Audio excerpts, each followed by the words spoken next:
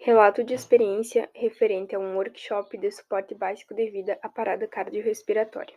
Autores: Gabriela Ribeiro, Matheus Franco, Eduarda Ferreira, Isadora Moraes, Vitória Brazeiro e Josefine Busanello. Categoria: Ensino. A parada cardiorrespiratória, PCR, é conceituada como a interrupção súbita da atividade miocárdica ventricular útil associada à ausência de respiração, e é um dos principais eventos que ocorrem nas unidades de terapia intensiva. Estima-se que, em média, ocorrem 200.000 paradas cardiorrespiratórias por ano no Brasil, sendo que metade ocorre no ambiente pré-hospitalar. Por isso, torna-se relevante que estudantes e profissionais da área da saúde saibam reconhecer os sinais de PCR e implementar as manobras de reanimação cardiopulmonar, RCP. A identificação da PCR dá-se em 3 momentos. Primeiro, avaliação do nível de consciência. Segundo, avaliação da respiração. E terceiro, checagem do pulso carotídeo ou femoral por 10 segundos, sendo caracterizada uma PCR quando o sujeito está inconsciente, a ausência de respiração e pulsação.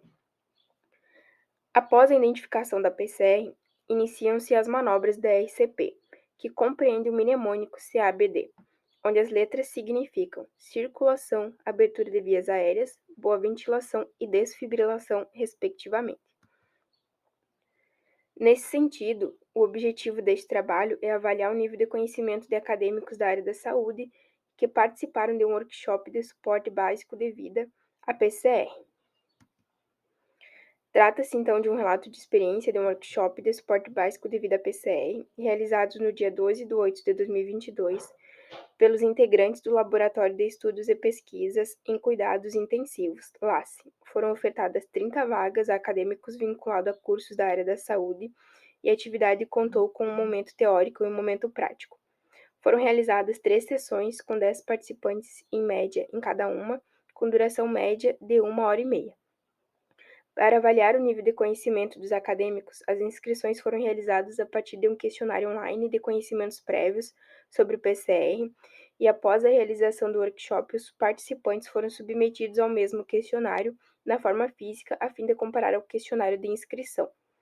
As questões abordadas foram então relacionadas aos sinais do PCR, aos locais para verificação do pulso, a técnica correta para a velocidade das compressões, a profundidade adequada para as compressões torácicas, o posicionamento adequado do profissional para realizar as compressões, a técnica correta para abertura de vias aéreas em pacientes sem suspeita e com suspeita de lesão cervical, a alternativa, que apresentasse a frequência correta para a ventilação do paciente no suporte básico, os ritmos chocáveis e não chocáveis de uma PCR.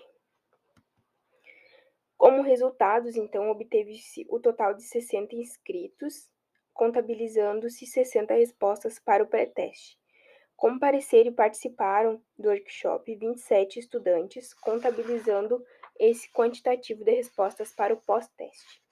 Na análise, então, dos questionários pré-teste e pós-teste, obteve-se os resultados que estão expostos na tabela.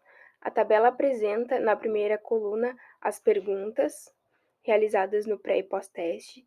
Na segunda coluna, apresenta a porcentagem de acertos para as perguntas no pré-teste.